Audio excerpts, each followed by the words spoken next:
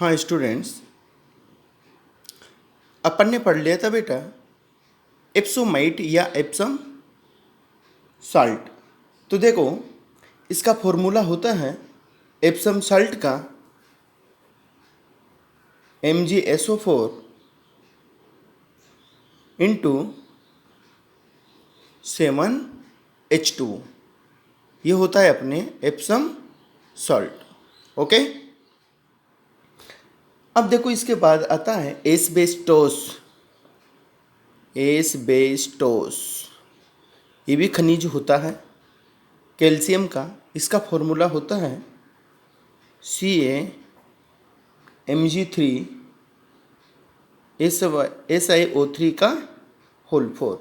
Okay, ये तो हो गए बेटा मैग्नीशियम के खनिज।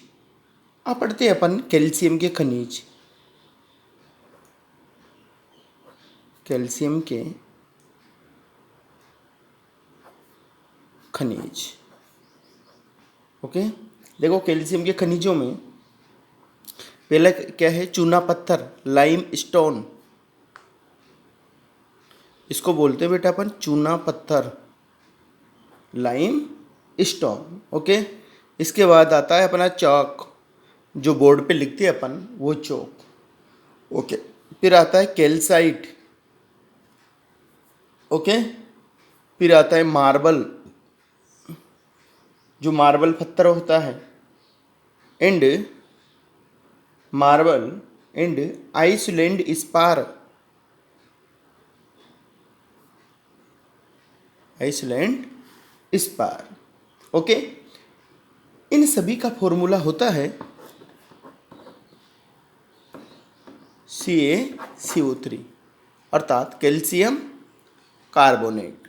ओके, चूना पत्थर, चाक, calcite, marble and Iceland spar का फॉर्मूला क्या होता है, कैल्शियम कार्बोनेट CaCO3। ओके, इसके पश्चात आता है जिप्सम। ये सब इंपॉर्टेंट है बेटा, कई बार कंपटीशनों में पूछे गए इनमें फॉर्मूला।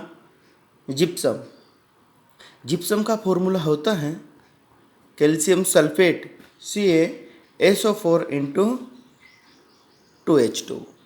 ओके, ये जिप्सम होता है। इसके पश्चात आता है फ्लोर स्पार।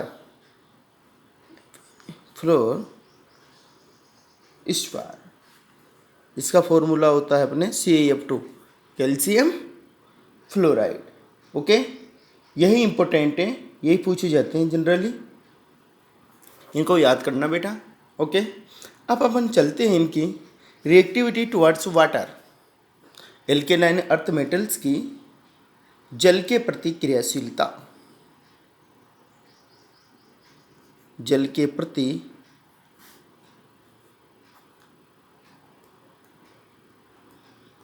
क्रियाशीलता। बेटा ये तत्व जल के साथ क्रिया करके हाइड्रोक्साइड बनाते हैं, जिसे कोई भी द्वितीय वर्ग का तत्व M ले लेते हैं अपन। M की जल के साथ में भी क्रिया करवाते हैं तो ये बॉन्ड यहाँ से टूट जाता है। क्या बनता है, MOH का होल 2 प्लस H2। हाइड्रोजन मुक्त हो जाती है और ये क्या है, धात्विक हाइड्रोक्साइड बन जाता है। ओके, अब आता है इसके पश्चात अपना वायु के प्रति क्रियाशीलता। वायु के प्रति क्रियाशीलता।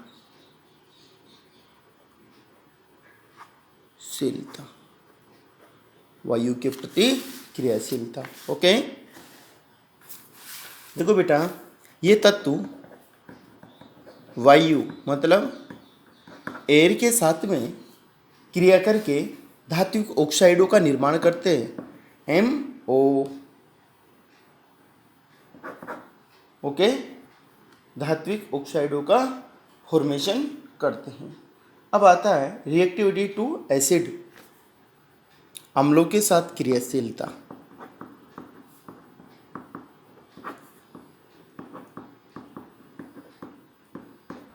देखो बेटा ये तत्व अम्लों के साथ क्रिया करके धात्विक सल्फेट बनाते हैं तथा हाइड्रोजन गैस मुक्त करते हैं। ओके, जैसे M plus H2 SO4। Okay, तो क्या हो जाएगा MSO4 प्लस H2। ठीक है, ये धात्विक सल्फेट है, धात्विक सल्फेट। क्या मुक्त हुई अपने? Hydrogen gas. ओके, अब देखते हैं अपन हाइड्रोजन के प्रति क्रियाशीलता। नेक्स्ट पॉइंट आता है अपना हाइड्रोजन के प्रति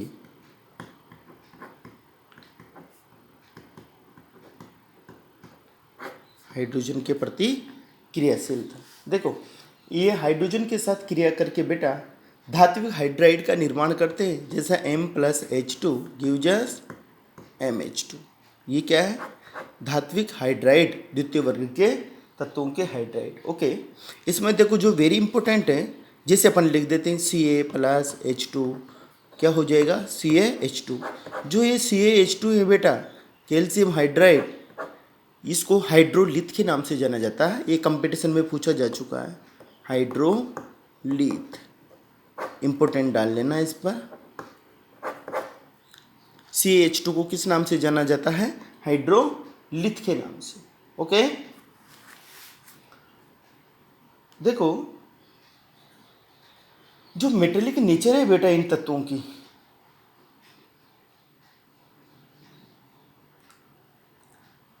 या जो स्टेबिलिटी ऑर्डर है, स्टेबिलिटी ऑर्डर वर्ग में ऊपर से नीचे जाने पर डिक्रीज होता जाता है। द स्टेबिलिटी ऑफ हाइड्राइड्स, स्थायित्व,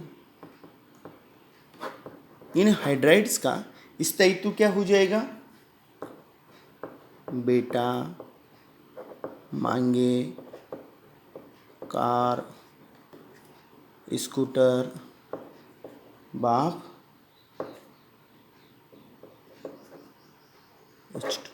ओके, तो देखो BH2, उसके बाद में MgH2, CaH2, SrH2, फिर उससे कम BH2, बेरियम हाइड्राइड। ये BaH2 है, बेरियम हाइड्राइड। तो वर्ग में ऊपर से नीचे जाने पर इनका स्थायित्व कम होता जाता है। ओके,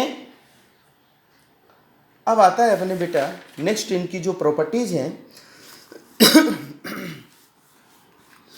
बेसिसिटी, हाइड्रोक्साइडों की क्षारीयता।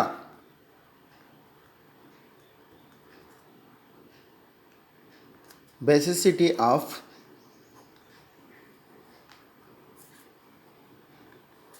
हाइड्रोक्साइड।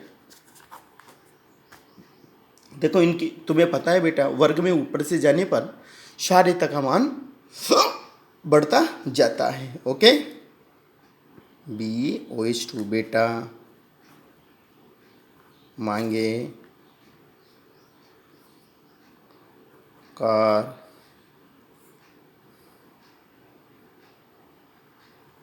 स्कूटर, बाप। ओके, तो वर्ग में ऊपर से नीचे जाने पर इनका जो स्थायित्व का क्रम, जो क्षारीयता का क्रम है बेटा, वो बढ़ता जाता है। ओके, अब नेक्स्ट लेते हैं। देखो क्षारीयता का क्रम, बेसिसिटी ऑफ हाइड्रोक्साइड तथा विलेयता, सोल्युबिलिटी, दोनों का क्रम यही होगा। ओके, ये पूछा जा चुका है बेटा कंपटीशन में, वेरी इंपॉर्टेंट डाल लेना। क्षारीयता एवं इनकी विलेयता, सोल्युबिलिटी का मतलब विलेयता, और बेसिसिटी ऑफ हाइड्रोक्साइड का मतलब हाइड्रोक्साइड की क्षारीयता, दोनों बेटा वर्ग में ऊपर से नीचे जाने पर बढ़ते जाते। ओके, अब जो सल्फेट हैं इनका इनकी विलेयता देख लेते हैं अपन। सल्फेटों की विलेयता, सल्फेटों की विलेयता, देखो सल्फेटों की विलेयता क्या होती है? ये भी वर्ग में ऊपर से नीचे जाने पर बढ़ती जाती है। देखो सबसे अधिक विलेयता जो सल्फेटों की होती है वो होती है बेरियम सल्फेट की। इट मीन्स वर्ग में ऊपर से नीचे जाने पर सल्फेटों की विलेयता का मान घटता जाता है। देखो BaSO4 बेटा, मांगे कार, स्कूटर, बाप राजी। तो सबसे कम किसकी होती है? बेरियम सल्फेट की विलेयता। सबसे अधिक किसकी होती है? बेरिलियम सल्फेट की विलेयता। ओके, तो इसको याद रखना है बेटा, ये भी इम्पोर्टेंट ऑर्डर है। नेक्स्ट है कार्बोनेटों का स्थायित्व।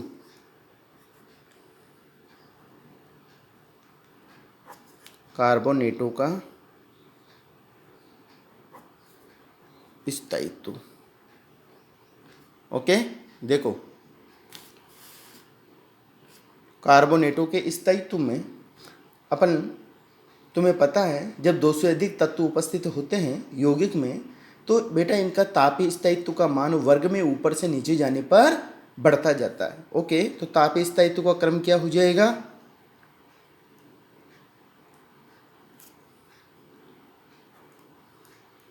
बेटा मांगे कार, स्कूटर, बाप राजी। ठीक है, तो देखो बेरिलियम कार्बोनेट, उससे अधिक मैग्नीशियम कार्बोनेट, फिर उससे अधिक calcium carbonate, SrCO3 strontium carbonate, फिर बेरियम कार्बोनेट। तो इस स्थायित्व का मान वर्ग में ऊपर से नीचे जाने पर बढ़ता जाता है। ओके, ये होगी इनकी थर्मल स्टेबिलिटी। ओके, अब जो इनकी विलेयता होती है, सोल्यूबिलिटी होती है, वो विलेयता का मान वर्ग में ऊपर से नीचे जाने पर घटता जाता है। ओके, तो सबसे अधिक विलेयता का मान क्या होगा?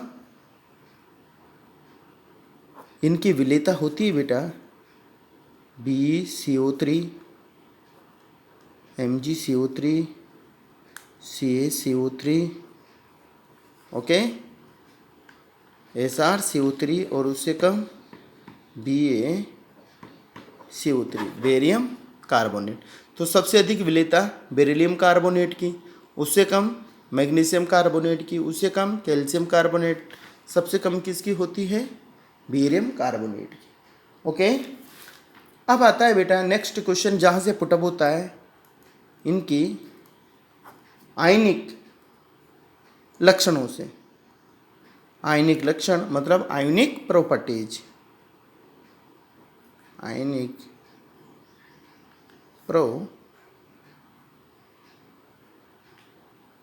आयनिक प्रॉपर्टीज। ओके, देखो आयनिक प्रॉपर्टीज का जो क्रियाशील क्रम है इनके वर्ग में ऊपर से नीचे जाने पर बेटा आयनिक क्रियाशीलता का मान बढ़ता जाता है, या आयनिक लक्षणों का मान बढ़ता जाता है। ओके, जैसे BCl2,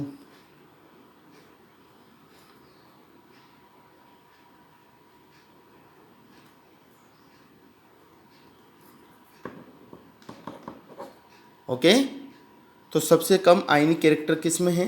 BeCl2 में, और सबसे अधिक BaCl2 में। ठीक है, आयनिक लक्षण निकालते अपन फेजान के नियम से।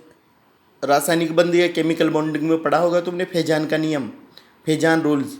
धनायन का छोटा आकार, ऋणायन का बड़ा आकार, धनायन या ऋणायन पर उच्चतम आवेश, छद्म इलेक्ट्रॉनिक गैस विन्यास। तो उसके आधार पर बेटा अपन आयनिक लक्षण निकालते हैं। अब अपन बार बार नहीं पढ़ेंगे इस चीज़ को, 11 वहीं पढ़ चुके हैं अपन केमिकल बॉन्डिंग में। तो आयनिक लक्षण का क्रम कैसे होगा?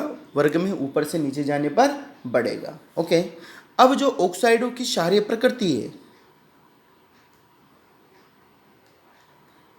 ऑक्साइडों की क्षारीय प्रकृति,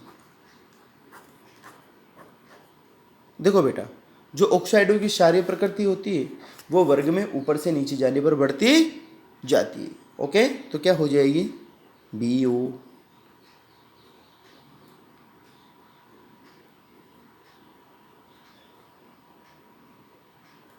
ओके, वर्ग में ऊपर से नीचे जाने पर इनकी क्षारीय प्रवृत्ति का मान बढ़ता जाता है। तो सबसे कम बेरिलियम ऑक्साइड की क्षारीय प्रकृति होती है, और सबसे अधिक बेरियम ऑक्साइड की क्षारीय प्रकृति होती है। ओके, ये अपने इम्पोर्टेंट जो फिजिकल एंड केमिकल प्रॉपर्टीज थे इस ब्लॉक के बेटा, वो कंप्लीट हो गए हैं। मैंने इसकी पूरी कंप्लीट तुम्हें PDF फाइल सेंड कर दी है, तो कंप्लीट इसको अच्छी तरह पढ़ लेना।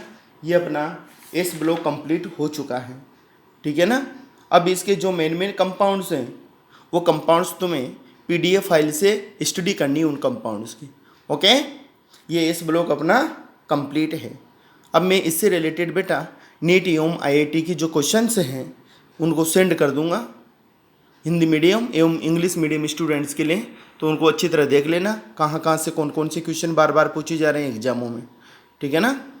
ओके।